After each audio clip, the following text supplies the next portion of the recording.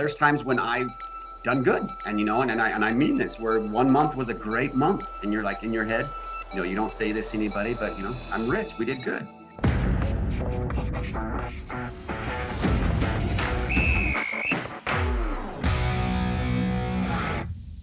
Hi, everyone. Thank you for joining us for this week's edition of Coach on the Clock. This week, I am joined by Kelly Moffat of Blue Sky Appraisal. Many of you may remember him from last season. He also joined us and was just absolutely fantastic. So I'm so glad to have him back. This week, you can see we're on Zoom. Kelly is so busy, we couldn't get him in, but we did get to manage to squeeze him in for 15 minutes. So just a reminder for anyone that maybe is joining us for the first time, we kind of run this like the fourth quarter of a Denver Broncos football game. That's right, means we have no timeouts left, just like a regular Denver Broncos football game. We're at 2 minutes left, we're going to get the 2-minute warning. And at 15 minutes, the game is over. So Kelly's going to join us today, and we are going to talk about, obviously he's an appraiser. So we are going to talk about when you are working with either a buyer or a seller, how are we going to really make certain that we are setting the values really as spot on as possible, especially in these tough markets. So let's get right to it. So Kelly, many buyers really rely on the realtor for guidance on especially on what to offer for a house that they're planning on buying. So they really want that house. So they know, even if they're the list, if they're trying to sell the house or they're trying to buy the house, they all know that they're emotionally involved. So if they've owned that house for a while, they're emotionally involved. If they want to buy the house, they know they're attached to it. Yes. So they know they need that third party, the reasonable one, the realtor. The realtor, they are really kind of counting on that realtor to save them from their emotions, really wrecking the whole thing. So to kind of just make certain that they are really working out for their best interest and going to avoid either buyer or seller's remorse, what are some of the things that as an appraiser that that everyone knows how to pull comps, but what should we really be looking at and what should we be discussing with our either buyer or seller so they understand where the numbers are coming from and how we're putting it together and why this really makes sense? That's a good question. And all of this is easily shared with your buyer or your seller. There's nothing hidden. On the appraisal side, for me, when I go and pull mine, I have certain guidelines, and we'll just go with those. The first thing that when they want to do with comps is location. You've heard the old saying, location, but it is. If we work in an urban area, and urban here is usually downtown or surrounding areas, say for instance, Highland, you don't even have to go out a quarter of a mile in a radius. And when I'm talking about it, I'm talking about a radius from the subject property.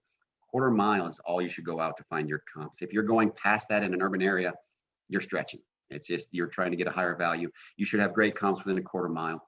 Another big part that we have here in the greater metro area is the suburbs. And that's probably about 80% of what we're dealing with. For that, you should probably be sticking to about a half a mile radius. These things aren't definitive, but these are good guidelines. Rural areas, there's not as much as that, but it's on the edges, kind of where I live a little bit. That can go anywhere from 1 to 10 miles. If you have no sales, you can get that 10-mile mark. But the majority on the suburbs, you're looking about half a mile, and you want to stay within that. The next one that's just as important is square footage. You've got, for instance, a person like me, I have a wife and 3 kids. I got 5 in my family. A person who's looking at a 2,000 square foot home is not the same person looking at 1,000 square foot or even a 3,000. As an appraiser, I'm bound by guidelines, and our guidelines are 20%. So that 1,000 square foot home, I really can go anywhere between 8 and 1,200. I can go higher if I need to, but we have to give a big explanation as to why we went that high. So when the realtor's looking for their seller or their buyer, try to stick within that. It's how we do our job. And so it's what I'm bound to when I do the appraisal, why there's not going to be a big differentiation between what they had on their price. After that, come down to the fourth one, not as important, but it still helps. And that's the style. Ranch to ranch, 2-story to 2-story, bi-level, multi-level, try to keep the style the same. I do put more weight on square footage and location. And if I have to compare a bi-level to a ranch, I will, and we'll try and see if there's any adjustment that needs to be. but try to stick to the same style, and that'll help guide them on their prices. In the market we're in, it's tough, but that'll help keep them within a range. So I think a lot of people always kind of come up with, did I overpay for a property? Did I really get the best price, or did I whatever? So, I mean, and that really, I think, comes in a lot to play when, especially the customer is concerned about, did I overpay? Comes in when they like, maybe, I don't know, I'm sure we've all seen the scenario. It's happened all year long, where there's like 6, 7, 8, 9, how many offers there is.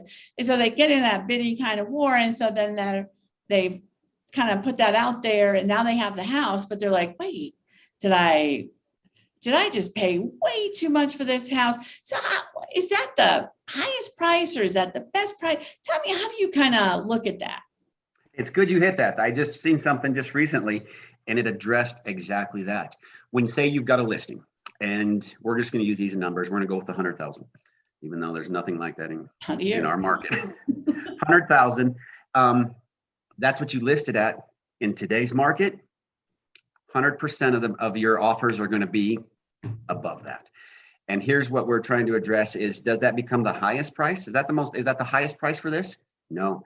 When you have 10 offers or 20 offers, and it's 10 grand over, 15 grand over, it's not the highest price anymore. That becomes the most probable price. And that's how, like I was going to share, is that in markets or areas, each month we're having a new high. It's because we're getting 10 offers, and that becomes the most probable price for that property. Not the highest, but the most probable, because that's what everybody's willing to pay. So that's kind of what we're going. We're in a very unique times with what we are. In fact, I'm still taking classes that address that. How to appraise in this rapid changing market, and how to deal with that. Because sometimes comps, they're tight, or even sometimes lower than what we're at. It's a constantly changing percentage increase per month. Mm-hmm. Yeah. So yeah, it's the overprice that they think they paid. Not so much. It becomes the most probable price. If they were to change their mind, put it back on the market, they would be just fine. It's true. I always think that too, that if that offer fell through, the next person through the door would pay at least that. So yes. I do. I like that, the most probable price. I really like that phrase. So when you're looking at the comps, let's say I'm a realtor, I'm looking at the comps, I'm using all the advice you just gave, which I love that. I'm writing it down.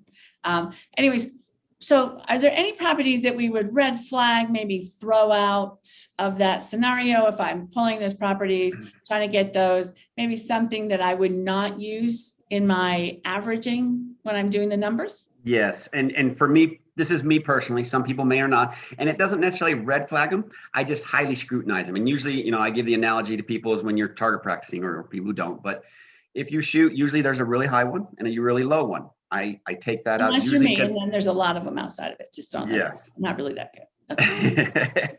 Those become your flinches. That was just a mistake. Whatever. And so in the market, when I have, if you have a few comps, everything's okay. The square footage is good, style's good, but I have one that's extremely high. I scrutinize that. Usually it's a cash offer. Somebody really wanted it. It's on the upper side. Same thing for the low side. It might have had a lot more repairs than we are able to find out about. Sometimes even if you call the realtor, I usually call to get information.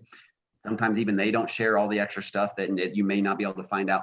I usually kind of push those aside and go for the ones that are right in the middle. This is kind of our area. Doesn't mean it's not a good comp. You could still use it if we do a research and find out it's good, but usually the highs and lows are the flinches that I usually try to lean on as not usable. Usually, not always. But just kind of sticking with that same vein, how much emphasis do you put on neighborhood or market trends? So like over the course of the last 12 months, 9 months, how much do you really look at those? A lot, and then you made a good point. You pinned it out even in the question. So we could have a market trend.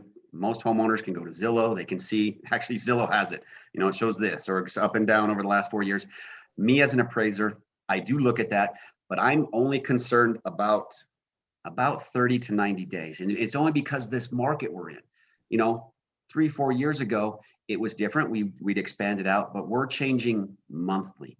There's areas where percentage of increase, 5-6 years ago, we'd have a 2 to 4% increase over 12 months. There's neighborhoods that are having more than that, 5 to 10% a month. And so I do look at the trends, but I'm kind of finite. I laser point that down to about a 30, 90 days, about as long as I want to go out, because the price of a home 6-10 months ago is different than what it would be today. Someone could have bought a house at 100 9 months ago. Today it's 115. And so I try not to use those comps. Okay. Just got to keep it tight. So trends, yes, but the tight trend where we're at in the last 30, 90 days is getting out there, but yes. Got it. Okay. So more like a TikTok video rather than a long-term thing. Gotcha. That's a good analogy. That's perfect. That's perfect. All right. So just kind of knowing that most buyers are going to get an appraisal. We all know that. I mean, I guarantee you did mention that cash buyer who wasn't going to get one, but I think for the most part, they get them, and that's good for you. Got to stay in business. Everybody needs a job. All right. That's right. Gosh, we know we love that. So even if the buyer is putting like a sizable down payment, I think we all know that the appraised value is then going to become that value.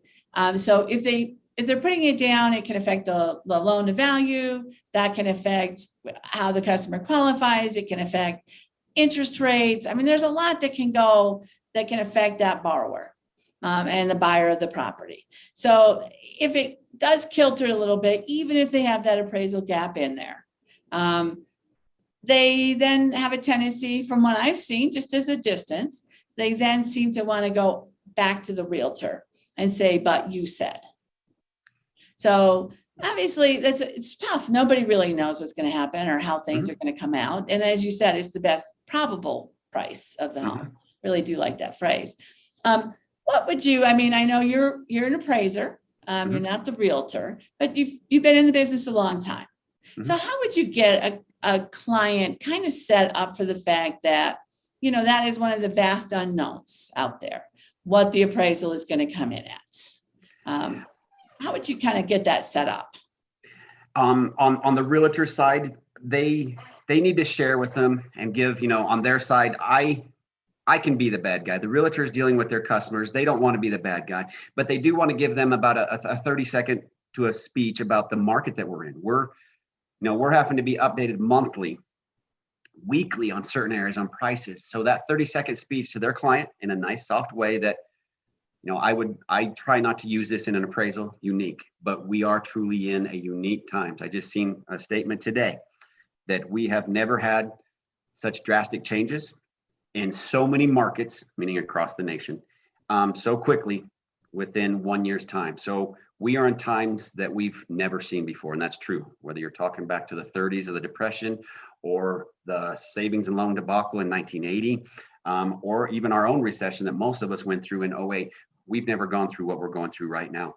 That 30-second speech needs to share with them a little bit of, I don't want to say fear, but just that there's always a chance you're going to be overbid. There's, somebody may see a house and they just truly love it. It was something they really like.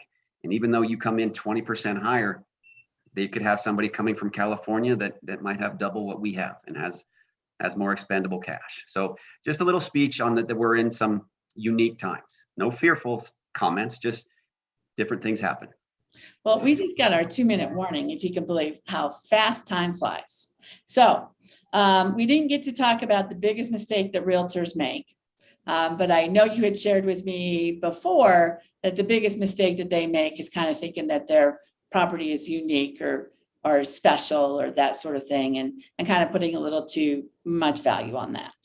So we'll kind of fly by that. But now that we've had that 2-minute warning, so our game is almost done. I know, too much fun.